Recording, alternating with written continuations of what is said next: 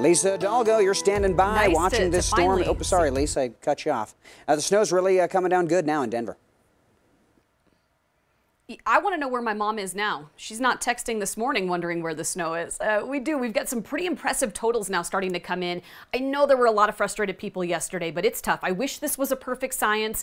It's not, but now we're finally starting to see some good numbers, over a foot in some locations, and we'll talk more about that here in just a minute. This morning, you're going to find some bands of heavy snow. Now that we have more of an upslope flow and moisture getting pushed up into the foothills, we could see snowfall rates of around 1 to 2 inches per hour through the morning hours. Later this afternoon, things will start to lighten up. It won't be quite as heavy, so we're going to see a lot of that accumulation here through the morning hours. Look at those winds coming in out of the east and northeast. This is the setup that we needed, and we were kind of hoping was going to be more so tomorrow afternoon, but because the storm slowed down so much, now it's happening, and we're getting the brunt of that snow late Saturday, early Sunday morning. Speaking of, those totals are looking pretty good. I want to send it out now live to Katie LaSalle, who's there in Denver. And Denver, not as much as what we're seeing west and north of town, but at this point now over a foot in some locations, Katie.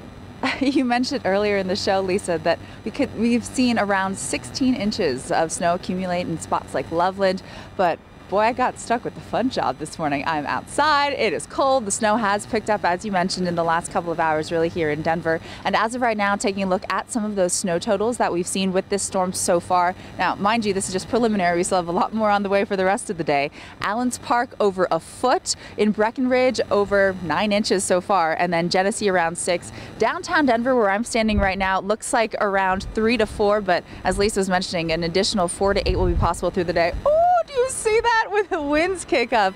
It's nice that you're inside. If you're watching us from home, definitely it's a nice day to hunker down and hang out with the winds coming in from the east-northeast. It feels like we're just in the teens. Temperatures right now in the low 30s. And for more on what we can expect with the rest of the storm, you know, it's kind of nice to have this in March, to get this big dose of snow. I've been enjoying it. I'm glad the storm finally got here slowly but surely. But what's it looking like for the rest of the day and then heading into next week, Lisa?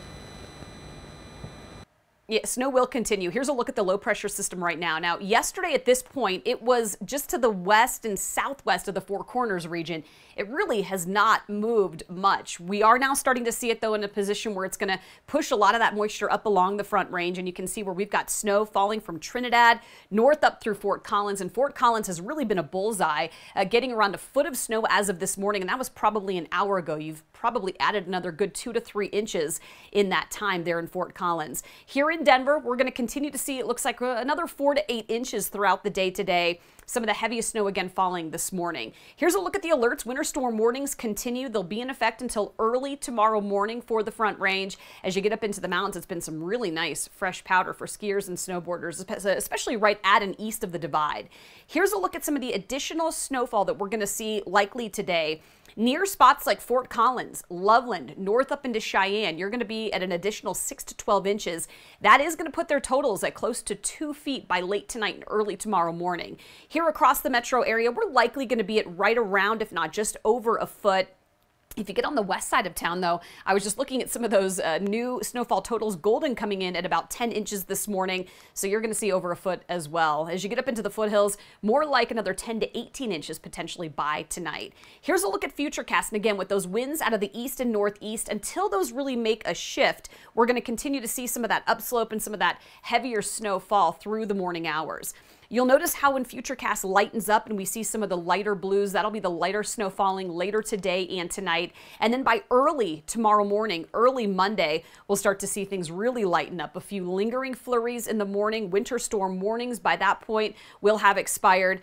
And then by the afternoon on Monday, highs will be in the upper 30s, close to 40 degrees. So it is going to be a chilly day on Monday. It's going to be a little unsettled through Tuesday. Could see more cloud cover and potentially a few light flurries Tuesday.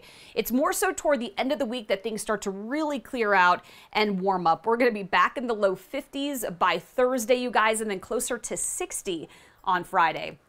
So we're not going to see much melting early in the week, but later in the week, for sure. By Friday, with that sunshine and 60, it's going to look a lot better out there.